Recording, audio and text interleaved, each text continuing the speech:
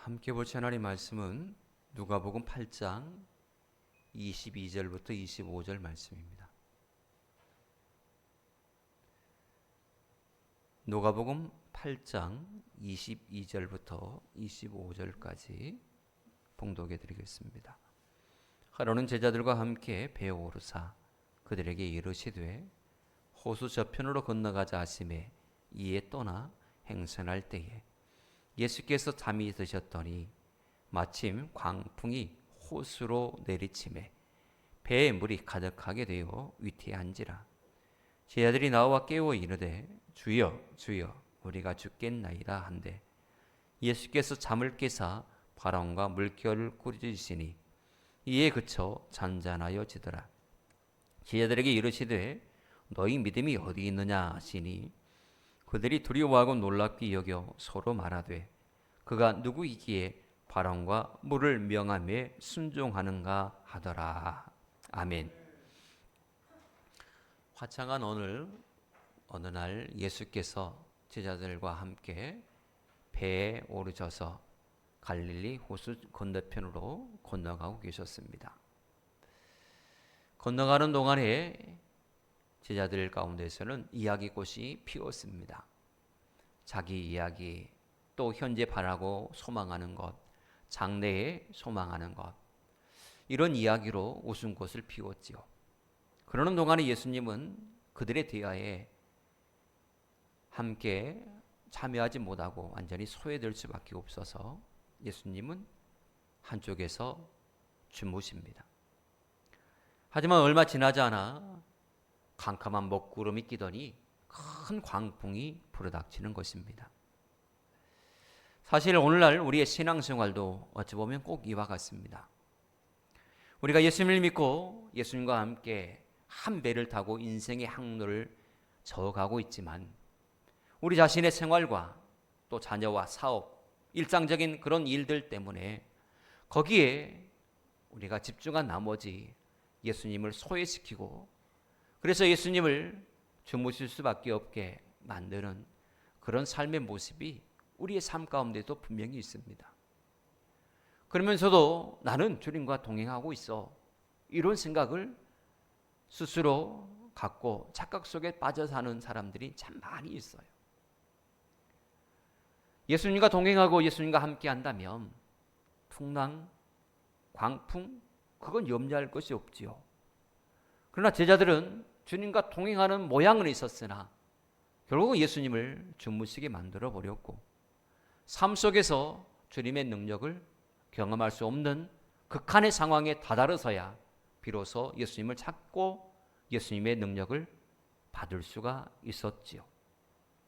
우리의 인생이 결국은 우리 자신에게 집중되어 있을 때에 또 나에게만 나만을 위한 신앙생활로 치우쳐 버릴 때에 우리는 인생에서 제자들이 경험한 광풍을 맛볼 수밖에 없다 하는 것입니다. 하지만 예수님이 주무시는 가운데서도 얼마간은 순탄한 항해가 지속되었다는 것을 우리는 주목해야 됩니다. 예수님이 주무시자마자 바로 풍랑이 불어서 제자들이 위험에 빠진 게 아닙니다. 이야기꽃을 피우는 가운데 화기애애한 분위기 속에서도 예수님이 주무시는 가운데서도 여전히 배는 순항을 하고 있었습니다. 그러다가 갑자기 광풍이 불어닥치는 것이죠. 예수님 없이 예수님을 주무시게 하는 그런 가운데서도 얼마간은 순항하는 듯 보일 수 있습니다. 나 교회 안 가면 큰일 날 줄 알았더니 교회 안 가도 멀쩡하더라. 얼마간은 순항할 수 있습니다. 광풍이 안 닥칠 수 있어요. 나 11조 다 떼먹었어도 난 이렇게 부자로 잘 살더라. 얼마간은 순항할 수 있습니다.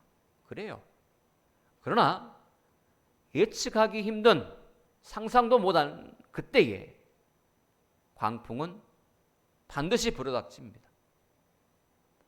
그러므로 우리는 끊임없이 주님과 동행하는 끊임없이 확인하는 삶을 살아야 됩니다. 어린아이들을 보면 끊임없이 부모를 찾습니다. 엄마가 안고 있다가 몰래 다른 사람이 딱 안고 있어 봐요. 처음에는 멀쩡 이제 가만히 있다가도 다시 아이가 엄마를 확인합니다. 확인해가지고 아니면 응애 하고 웁니다. 아이들은 끊임없이 확인해요. 손을 잡고 가다가도 다시금 쳐다보고 확인하고, 앞서 뛰어가다가도 엄마가 오는지 뒤돌아서 확인하고, 끊임없이 확인하는 존재가 어린아이의 모습이에요. 왜 그럴까요? 불안하기 때문에. 부모의 보호가 없으면 나는 안 된다라고 하는 그런 생각이 있기 때문에 끊임없이 확인합니다. 우리가 주님과 동행하는 이유가 무엇입니까? 왜 주님과 동행하려고 여러분 몸부림치고 계십니까? 그 이유가 무엇이나요? 성경에서 그냥 동행하는 삶을 살라라고 했기 때문입니까? 단순히 성경에 하나님께서 그렇게 말씀하셨기 때문에 나는 주님과 동행합니다라고 그렇게 여러분 생각하십니까? 진정으로 내가 주님과 동행하는 삶을 사는 그 목적이 무엇이냐라고 하는 것입니다. 왜 내가 하나님 앞에 예배자가 되어지며, 왜 내가 하나님 앞에 찬양하고 기도하는 무릎을 꿇고 십자가의 보좌 앞에 나가야 되느냐? 그 분명한 이유가 무엇이냐라고 하는 것이죠. 우리는 어린아이와 같습니다. 끊임없이 우리는 되뇌어야 됩니다. 하나님, 나는 갓난아이, 젖먹이는 어린아이에 불과합니다라고 말입니다. 하나님의 돌보심이 아니면 한순간도 살아갈 수 없는 존재, 하나님께서 풍성한 은혜의 젖을 제 입에다가 물려주지 아니하면 내 스스로는 어머니 젖을 찾아서 내 스스로 그 젖을 먹을 수 없는 존재이기에 당신께서 친히 당신의 은혜의 젖을 내 입에 물려주셔야만이 나는 비로소 먹을 수 있는, 그래야 살 수 있는 존재이기에 나는 하나님의 은혜가 필요하고, 그 은혜를 공급받기 위해서 오늘 또 나는 악착같이 몸부림치면서 주님과 동행하려고 몸부림치고 있나이다. 이게 우리의 고백이 되어야 된다고 하는 것입니다. 하나님은 그것을 원하시고 계십니다. 그렇게 스스로를 낮추고 당신의 은혜밖에 없다라고 그렇게 고백하며 하나님만을 붙드는 그 인생, 그게 바로 하나님께서 원하시고 기뻐하시는 삶의 모습이다라고 하는 것이죠. 성경 곳곳마다 이런 사람들이 은혜 받았습니다. 이런 사람들이 하나님의 기적을 경험했습니다. 죽으면 죽으리라라고 하며 주님의 옷자락에 내가 손만 대어도 내가 낫겠다.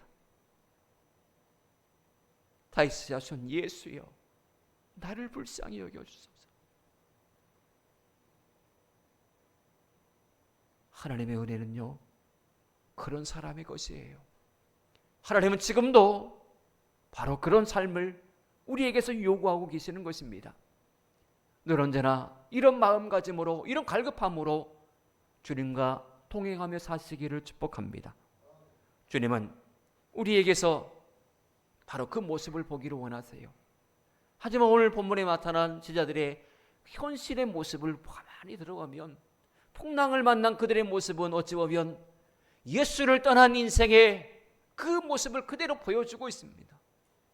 예수님 밖에 있는 사람들, 주님과 동행한다라고 착각하며 스스로 예수님을 소외시키며 살아가고 있는 사람들의 그 현실적인 주소의 모습이 어떤 모습이냐? 풍랑을 만나 괴로움 가운데, 위태 가운데 놓여져 있는 그 모습이 예수님을 소외시킨 사람들의 모습이요, 예수님을 떠난 사람들의 모습이더라라고 하는 것입니다. 제자들은 풍랑을 만나자마자 자기들의 지혜와 경험을 다 동원해서 문제를 해결하려고 하죠. 아무리 애를 써도 안 되는 것입니다. 배에 들어온 물을 퍼내고 돛을 조정해보고 여러 가지 일들을 스스로 업으로서 경험을 바탕으로 몸부림치고 해보지만 안 되는 거예요. 안 돼요. 이게 인생이에요. 이게 우리 인생의 문제를 우리 스스로 해결할 수 있느냐? 아닙니다. 안 돼요. 교회의 문제를 여러분들이 해결할 수 있을 것 같습니까? 아니요. 내 인생의 문제도 해결 못하는 사람이 어찌 다른 것에 문제를 해결하려고 달려들겠습니까? 할 수 없어요. 그저 우리는 하나님께 맡기고 하나님께서 인도하시는 대로 그대로 순종할 뿐 우리는 못해요. 할 수도 없는 존재이고 그렇게 하려고 달려들 때에 하나님은 내버려둬 버리십니다. 예수님이 풍랑이 일어나는 것을 몰랐을까요? 제자들이 아우성 치는 것을 몰랐을까요? 물이 뱃속에 배 안으로 들어오는 것을 예수님이 모르셨을까요? 아닙니다. 아셨어요. 아무리 잠이 깊이 든 사람이라 할지라도 그렇게 아우성거리고 배에 물이 들어오는 상황 가운데 잠을 잘 사람이 어디 있어요? 없어요. 예수님은 다 알고 계셨어요. 그런데도 불구하고 그들이 갖은 노력을 다하는 그 순간에는 모른 척 하셨습니다. 모른 척 하셨어요. 그러나 그들이 해대도 안 되니까 비로소 예수님을 깨우는 그때에 예수님이 일하시기 시작했다라고 하는 것 우리는 잊지 말아야 됩니다. 그들은 위기의 순간에 자신의 힘과 노력으로 다 해보고 안 되니까 그때에 비로소 주여 우리가 죽겠나이다. 우리의 죽는 것을 돌아보지 아니하시나이까 라고 하며 예수님을 원망조로 예수님을 깨우고 있는 이 모습을 보세요. 그저 우리가 잘못했습니다. 우리가 예수님을 소외시켰고 가장 먼저 주님이 여기 계시다는 것을 알고 주님을 깨우고 주님의 능력을 경험하면 될 터인데 예수님을 가장 나중으로 치부한 것 용서해 주세요라고 하며 겸손하게 보복하며 주님의 은혜를 구하고 주님의 도우심을 구하는 것이 옳은데도 불구하고 그들은 여전히 자기의 의와 자기의 노력과 자기의 경험 이런 것들이 똘똘 뭉쳐있는 그들의 모습이었습니다. 그래도 불구하고 현실이 위급하니까 원망 섞인 어조로 예수님을 깨우고 있는 것입니다. 그래도 불구하고 우리 주님 보세요. 얼마나 자비롭고 얼마나 은혜가 풍성한 분이신지. 단지 사랑하는 제자들이 원망의 마음 그런 것보다도 단지 나를 찾았다. 위기의 순간에 나를 깨웠다. 위기의 절망의 순간에 나의 도움을 구했다라고 하는 이 자체만 보시고 기뻐 여기셔서 이를 당신의 능력을 행하시는 것을 보세요. 얼마나 자비롭고 얼마나 은혜가 풍성하시는 우리 주님이십니까? 여러분, 우리는 위기의 순간에 문제에 사로잡혔을 때에 주님을 깨우는 주님 앞에 나가 겸손히 주님의 도우심을 구하는 여러분 모두가 되어지기를 축복합니다. 우리 주님은 연약한 우리의 모습을 너무나 잘 알고 계십니다. 하나님보다도 세상의 힘을 의지하고 사람을 의지하는 그 본성을 너무나 잘 알고 계십니다. 그럼에도 불구하고 과거의 것은 다 잊어버리시고 지금 현재 나의 도움을 구하고 있구나 이것만 보시고 우리 주님은 우리를 위해서 일하시는 것입니다. 간절히 찾는 사람이 주님을 만날 것이다 라고 말씀하십니다. 구하고 찾고 두드리는 사람이 주님의 응답을 받겠다라고 말씀하셨습니다. 여러분, 언제나 고난의 풍랑의 위태로운 상황 가운데서도 그 풍랑을 찬장케 하시는 주님을 바라보시고 믿음으로 주님을 깨우시는 여러분 되시기를 축복합니다. 그리고 끊임없이 갈급한 마음으로 주님과 동행하며 사시기를 축복합니다. 그리고 또 하나 풍랑을 잠잠케 하시는 주님이 누구입니까? 바로 나의 주님이십니다. 여러분 능력의 주님을 나의 주님으로 모시기를 축복합니다. 제자들이 자신들에게 향한 관심을 돌이켜 예수님께로 관심을 집중하여 깨우자 주님은 일어나셔서 바람과 파도를 꾸짖으시고 잔잔케 하여 주셨습니다. 여러분 혹시 여러 가지 인생의 풍랑에 빠져 허우적거리거나 인간의 모든 노력이 수포로 돌아가서 절망 가운데 혹처 한 분이 계시다면 제자들처럼 예수님을 깨우시기를 바랍니다. 지금까지 육신의 정욕과 또 안목의 정욕과 이생의 자랑을 따라 살아온 삶이라면 이제는 돌이켜서 주님 중심의 삶으로 돌아오십시오. 그리고 주여 내가 죽겠나이다 나를 건져 주옵소서라고 하며 겸손하게 주님의 도우심을 구하십시오. 그러면 우리 주님은 분명히 말씀하실 것입니다. 내 살아가는 자녀들을 괴롭히는 환난의 바람은 잠잠할지어다. 내 살아가는 자녀들을 힘들게 하는 모든 문제의 바람은 잔잔할지어다 라고 하며 주님은 분명히 외치실 것입니다. 이 말씀을 믿음으로 받으시기를 축복합니다. 그럴 때 여러분들의 육신의 고통과 마음의 고통, 질병은 잠잠하여질 것이고 마귀는 한 길로 왔다가 일곱 길로 도망가는 역사가 일어나게 되리라 믿습니다. 바라기는 여러분들의 삶에서 질병과 가난과 저주의 풍랑이 사라지고 영혼이 잘된 같이 범사가 잘되고 강건하게 되는 축복이 있으시기를 바랍니다. 숨가쁘게 돌아가는 인생의 여정 가운데 근심과 환난의 풍랑을 잔잔케 하시는 예수만 바라보시고 따라가는 우리 모두가 되어지기를 축복합니다. 또한 우리는 믿음으로 풍랑을 이길 수 있다는 사실을 잊지 말아야 됩니다. 예수님은 풍랑을 잔잔케 하시고 제자들에게 묻습니다. 너희 믿음이 어디에 있느냐? 결국 주님께서 보시고자 하시는 것은 믿음이다 하는 것입니다. 믿음이 있는 사람은 절대로 나서지 않습니다. 그저 맡길 뿐이지요. 믿음이 있는 사람은 절대로 의심하지 않습니다. 왜냐하면 하나님께서 행하실 것을 믿고 맡겼기 때문입니다. 제자들은 문제를 당했을 때에 예수님을 찾아서 믿음으로 이 문제를 해결하려고 했어야 그것이 옳은데 그럼에도 불구하고 그러지 아니하고 자신들의 어부 생활의 경험을 바탕으로 인간의 수단과 방법을 동원하여서 문제를 해결해 보겠다 그렇게 달려들었지요. 그래서 물을 퍼내고 배를 바로 잡으려고 애를 쓰다가 결국은 더 큰 낭패에 처하고 말았습니다. 오늘날도 똑같습니다.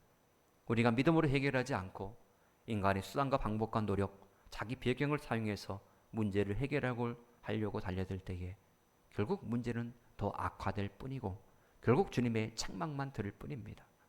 우리가 문제를 당했을 때에 이 주님만이 이 문제를 해결해 주실 수 있는 유일한 분이심을 믿고 주님을 간절한 마음으로 찾고 또 찾으면 우리 주님은 분명히 우리의 문제의 풍랑 가운데 오셔서 풍랑을 잔잔케 해주시고 우리의 삶에 평안함의 축복을 주시리라 믿습니다. 우리 아버지 하나님께서는 자녀된 우리 모두를 도우시기를 기뻐하십니다. 그러므로 하나님의 도우심을 구하십시오. 우리를 도우실 분은 하나님밖에 없습니다. 사람이요 지금은 나를 돕고 내 편인 것처럼 보이지만 순식간에 돌변하여서 내 가슴에 빗줄을 꽂는 존재가 사람입니다. 절대로 사람 믿지 마세요. 지금은 내 편? 아니요. 진짜 우리에게 내 편은 하나님밖에 없습니다. 그분만이 우리의 진정한 위로자이시고 그분만이 진정한 내 편이 되십니다. 함부로 속마음을 다른 사람한테 내보이지 마세요. 결국은 그것이 약점이 되어서 여러분 크게 어려움을 당할 때도 있을 것입니다. 결국 우리의 의지할 대상은 하나님뿐이고 우리가 믿고 함께해야 될 분은 하나님 한 분뿐입니다. 언제나 우리가 이렇게 신앙생활하는 것조차도 하나님 바라보고 하는 것 아니겠습니까? 사람 바라보고 사람 의지하며 사람이 좋아서 신앙생활 하신 분 혹시 계십니까? 그렇다면 이제는 바꾸십시오. 반드시 여러분 실망하시게 됩니다. 그렇게 하시다가는 반드시 상처 입게 됩니다. 하나님만 바라보시고 하나님만 의지하시고 하나님과 동행하시고 하나님과 교제 나누시며 하나님께서 주시는 그 은혜에 흠뻑 젖어들며 사시기를 축복합니다. 오늘 믿음으로 살려고 머무는 여러분 한 사람 한 사람을 보시고 우리 주님은 분명히 말씀하실 것입니다. 내 믿음대로 되리라. 할 수 있거든이 무슨 말이냐? 믿는 자에게는 능치 못함이 없음이라. 이렇게 분명히 말씀하여 주실 것입니다. 아무쪼록 이 믿음을 가지고 운명과 환경을 정복하며 주님과 함께 행진해 나가시기를 축복합니다. 한 주간도 여러분, 주님께서 여러분들의 모든 문제를 잠잠케 하시고 영혼이 잘된 같이 범사가 잘되고 강건케 되는 축복이 가득하게 되어지기를 주님 간절히 축복합니다. 기도하겠습니다. 하나님 감사합니다. 인생의 풍랑 속에서 신음하는 우리에게 귀한 말씀을 주시고 주님의 능력을 의지하게 하시니 너무나 감사를 드립니다. 우리의 삶 속에서 예수님을 중심에 모시고 천국 가는 그 순간까지 주님과 동행하며 믿음으로 살아가게 하옵소서. 이 시간 우리 모든 문제를 주님의 손에 맡깁니다. 우리의 삶 속에서 모든 질병과 고난, 어려움의 풍랑을 잠잠케 하여 주시고 우리의 영혼이 주님 안에서 평안을 누리고 범사에 잘되며 강건하게 되는 은혜를 누리게 하여 주시옵소서. 예수님의 이름으로 기도합나이다. 아멘.